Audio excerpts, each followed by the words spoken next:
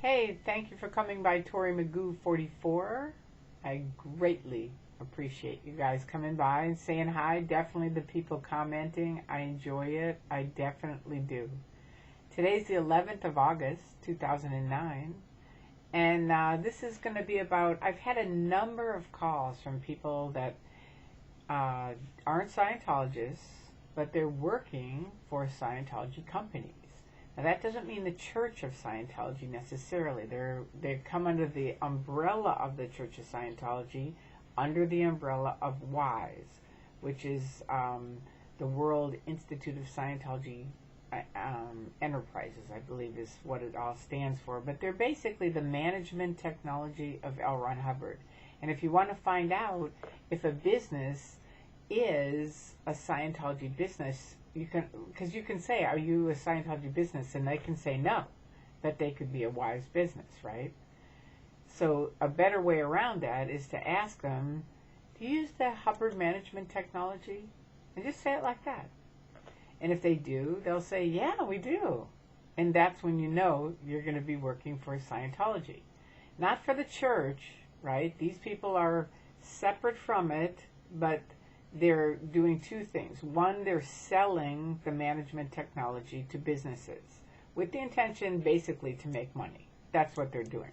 They can pretend they're helping companies, but the truth is it is extremely inflated business technology that you can buy at your local bookstore or go down to a college or a library and get business books on it, right? So that's that. And their other goal is to, for anybody that's a possible prospect, is to get them over onto the bridge to total freedom, right? And so now I've talked to, Hubbard used to call people who weren't Scientologists Wogs. That was his name for it. He said, oh, that Wog stands for wise old gentleman. Whereas in truth, it's a very racist term from way, way back. But anyway, they use it all the time. Like, oh, he's just a Wog. She's a Wog. They're Wogs. They're, almost like you're nothing, right?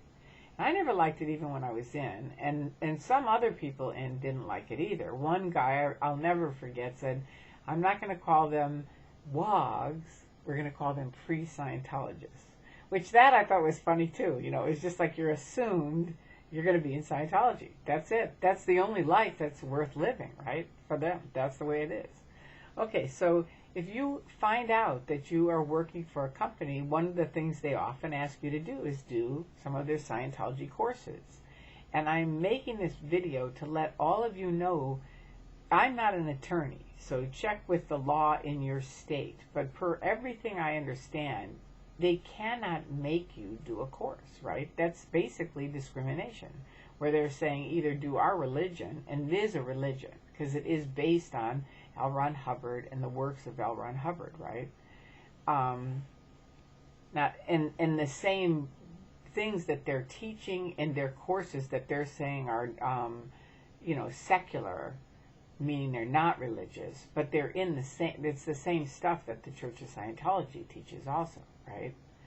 So you can just say, I don't know, thank you, I don't want to do that course. Now you might lose your job over it, but it's very tricky. I mean, Craig Jensen is one of their top. He is the top donator in the Church of Scientology. He runs a huge company. Every one of the PCs has part of his I think it's Diskeeper, it's called, and that's in every single PC, and that's Craig Jensen's product, right? He used to have executive software, but now it's called Diskeeper. It's right here in Burbank. And from what I understand from Mark Headley, he just got sued for that very thing, making two Wogs do these courses, and they sued him for it, and they're winning on it. So it's one of those things that you have to know the law's on your side. Nobody can make you do some courses. And I wouldn't suggest, some people call me and say, well, I'm going to tell them about fair game and this and that. And I have this conversation all the time with people saying, you could have said to me about fair game. Mark did. Mark tried to talk to me about fair game. And it was like, it's just like a skee ball over your head because you're so positive that fair game doesn't happen. And because of any totalitarian system, I've explained this before, the way they work is the right hand doesn't know what the left hand's doing. And that's the same in Scientology. They don't know. They really don't. They don't believe it was canceled.